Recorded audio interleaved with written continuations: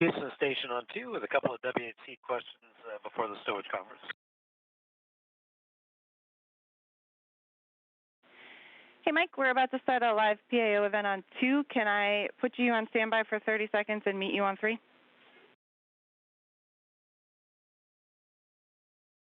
I'll meet you after the stowage conference, no problem.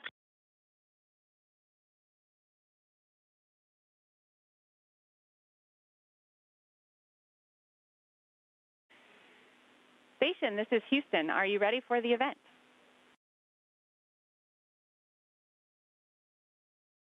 We are ready.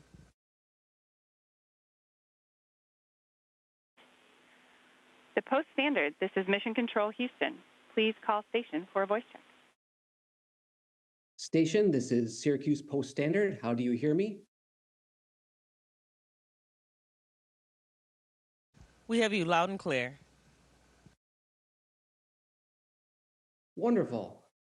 Thanks for taking our Zoom today, Jeanette and Matt. This is your first space flight. What's it like to wake up in space every morning?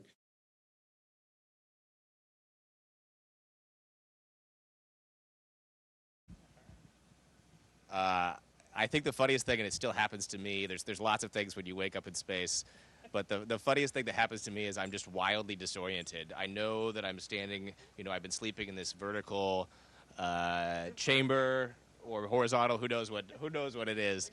But I wake up every morning just thinking I'm in some different orientation, upside down, and I have to reach for something and grab it to get orientation. But waking up and feeling you're completely upside down all the time is super fascinating.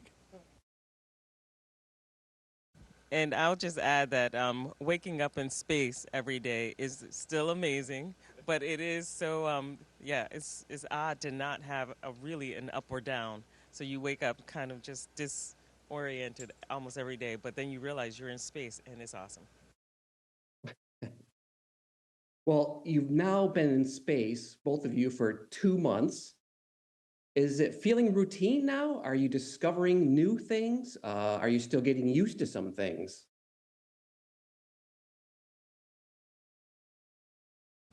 Well, lately we've been practicing flips in space, and so just learning to move is a new thing too, because every time you change your position, Matt, would you go upside down for us? Because any way is up. I mean, you're still kind of acclimating because it doesn't matter which way you're standing, that's up for you. So like I'm up, you can be upside. Yeah. So I mean, this is very new for us, as you can imagine. So like we're both up in this case, but his perspective is different from mine, but we're still both up. So just little things like that, being in space is kind of cool.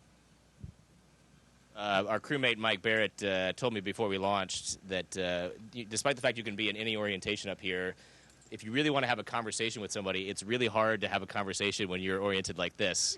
It's because we've been attuned our whole lives to understand somebody's spatial expressions when you're both oriented in the same direction. So if you're going to have a serious conversation with somebody, it's important to have the same orientation so you can interpret their body language correctly. Jeanette, I think it's only fair that now that we've seen Matt's spin that you've been practicing, that we see your spin.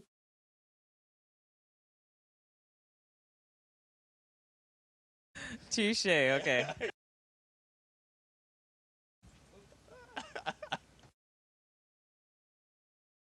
There we go. Good work. We've been flipping since we got up here, but we've been trying to perfect certain particular moves. We're coming up with a top 5 list, top 5 space station moves to go through the day. Maybe we'll send videos down eventually. Each of you have had years of intense training to be where you are right now, up in the ISS, 250 miles above the Earth. Have you run into any situation, and it could be something minor, that you were not prepared for? What surprised you so far?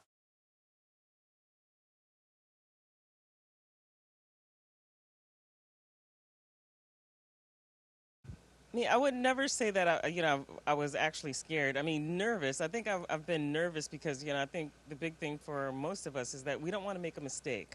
We want to be very careful on how we approach things and how we execute a procedure, especially when people on the ground are depending on us. Their research is vital up here, and the results that they get here will translate to future, research and products that we use for the moon, for the space station still, for the moon, for going to Mars potentially. So, making a mistake is like, you get nervous. You want to just do things correctly. Well, that's a good a segue into the next question for you. Can each of you draw the connection between what you're doing right now on the ISS and what one day might become a Mars mission?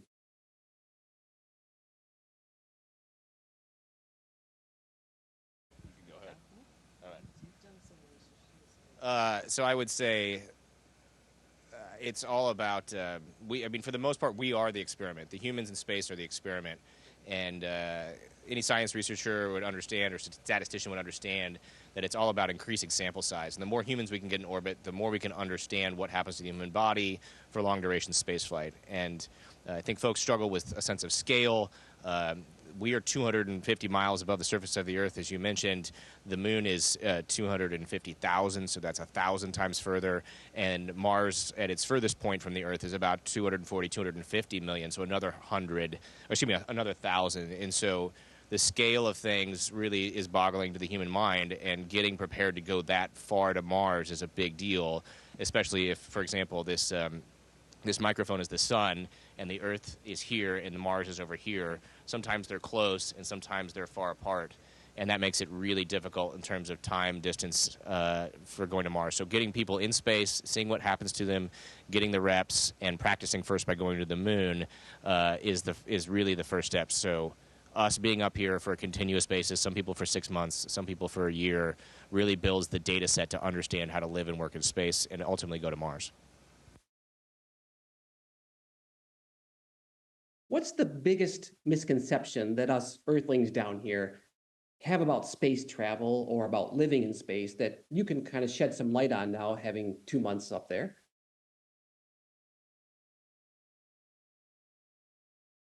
There's so many misconceptions. One of my favorites is that there's some magic line you pass where gravity just disappears. We're very much still in gravity right now. We're falling. We're going around the Earth, constantly falling towards Earth. We just keep missing the Earth, right? We're falling and we just keep missing because we're going so fast.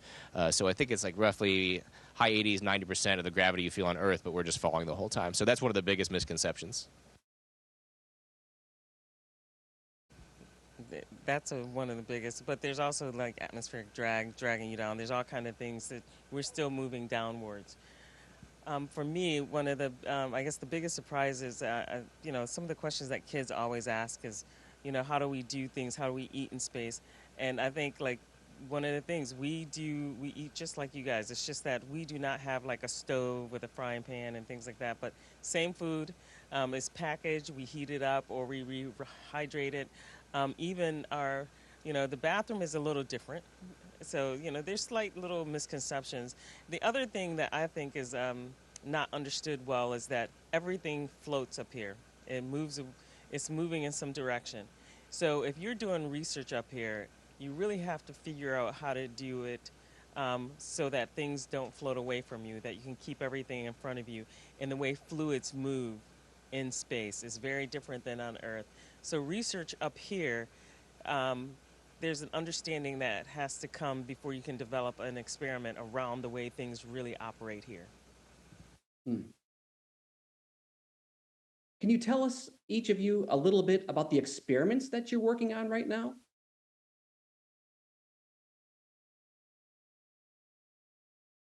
Well, right now, we just had SpaceX 30 here. There were tons of experiments on there, from DNA sequencing. We did some PCRs of certain bacteria that we find here on station, and that was sequenced up here. So we're doing a lot of really interesting things. Matt was working, we both actually got a chance to work in the biofabrication facility, where they were actually trying to build cells of a heart, cardiac cells. So these are, like Matt said, we're the experiment, but those experiments sometimes They're not taking our cardiac cells and things like that, but they're demonstrating that they can actually fabricate different things here in space. So those are a couple that I got a chance to be involved in, like Code Atom Lab. Yeah, quite a few experiments. One of the experiments I'm involved in that's on me specifically is we have a bicycle, we have a treadmill, and we have a resistive lifting device that we use. The treadmill is really nice, but it takes up a lot of space and has a lot of mass. And for trips to Mars, we may not want to carry that much mass with us because there's just so much propellant necessary to accelerate it and decelerate it to get to Mars. And so we're looking at ways to not use a treadmill. And so, for example, I'm in an experiment where I'm up here for 6 months and I never get on a treadmill. I only ride a bike and do resistive exercise.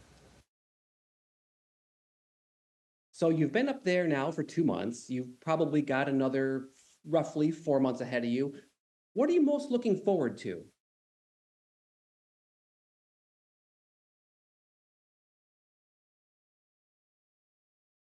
Well, over the next few months, we're going to have visitors come next week. And then we may do another port relocation. We may do, I know that we're going to have several EVAs on our timeline that I'll get to help with. And I think Matt is scheduled for the first spacewalk with Tracy Dyson. So we're going to have a lot of different activities as things go on. But I enjoy kind of sinking in and really getting the feeling that we actually live here. This is our home. We take care of it.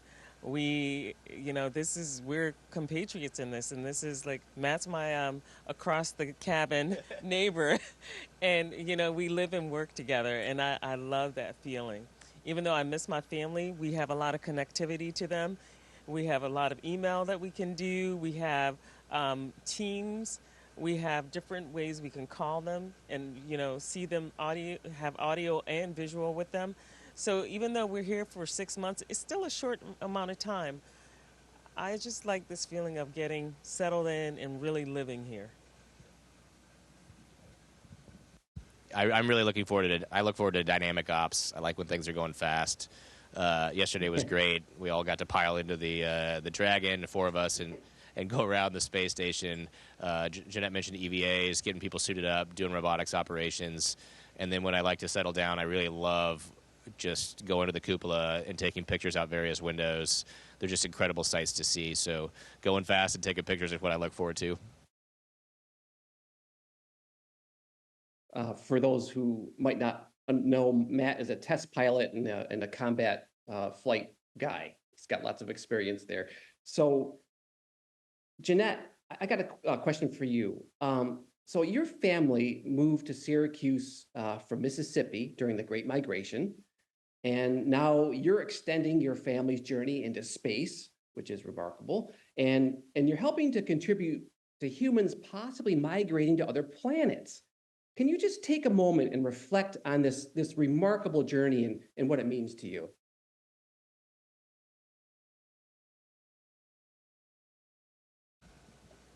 That is a great question. I never thought about that, but that is amazing. I mean, I keep using the word while I'm here in space, amazing, amazing, fantastic, exhilarating. I mean, you name it. And, these thoughts that come to me are very reflective, and it makes me think about the future. And, just being a part of it is important. Being able to give back and contribute to all of this is very important to me. And that's why I think this whole notion of settling down and actually kind of living here, writing a journal and reflecting on things like that, it's important for the furtherment of human exploration and just getting more people involved. And I do think that the more people that fly, the more this becomes a regular thing, the better off. We'll have better research, we'll have better countermeasures on Earth and on the moon and potentially in Mars. So you gave me a lot to think about. I appreciate that. That's a lot.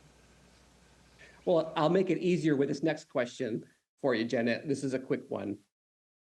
So you've got 6 siblings, including a very accomplished twin sister. Does going to space for 6 months give you an edge in the sibling rivalry department? Well, so she was baby B, so I'm baby A, so there's no competition there. So, but it's funny. We never really competed as kids. I always wanted her to do well, and if I saw her doing well, I want to do well too. So we just kind of played off of each other, just in the sense that we wanted each other to do well, and we set the bar high for each other and for ourselves. And so we just kept pushing each other forward. And I'm doing something that was never on her radar to do, and she's definitely, I could never do her job. She's been at the Patent and Trademark Office since 1998. She loves that job. She learns stuff, new stuff every day, just looking at different inventors' ideas. So, even though she's baby B, there's no competition. We're in it together. Matt, this one is for you. You have two young daughters. Is it difficult being a space dad? How do you stay connected with them? And what are they curious about when they talk to you? We're really lucky that we have lots of communication up here now. I mean, we are the satellite, so we get to communicate with other satellites back down to Earth pretty easily. They want me to play. They want me to do flips. My youngest daughter is always saying, Dad, play with the water. Show me the water stuff. Blow bubbles in the water.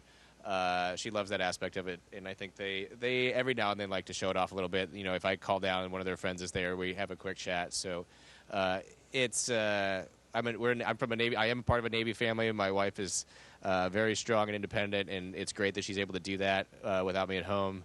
But this is how we grew up. Me going on deployment, so this is not something entirely new. It's just a little bit harder now that they're older and can recognize that I'm gone for so long. Thank you, Matt. Now, you just put a question on my list that I didn't have. Did you bring water? Is there water nearby where you can demonstrate this to us childish adults? I am a 42-year-old child, and there's people who have all of these experiments are probably very excited that I don't have water right now to blow a bubble of water. Whenever we do that, we always have towels nearby to capture the water. But it's quite a bit of fun to do that, to play with up here. And I'm a 42 going on maybe 12 sometimes, having a good time up here. You see us laughing and playing quite a bit up here. We have a blast. Okay, I got a serious question for you. This is for both of you guys. Some people argue that humans should focus on solving problems here on Earth: poverty, war, famine, global warming. We all know the list goes on. And rather than waste, resources on going back to the moon, let alone Mars one day, given your experience on ISS, what do you say to them?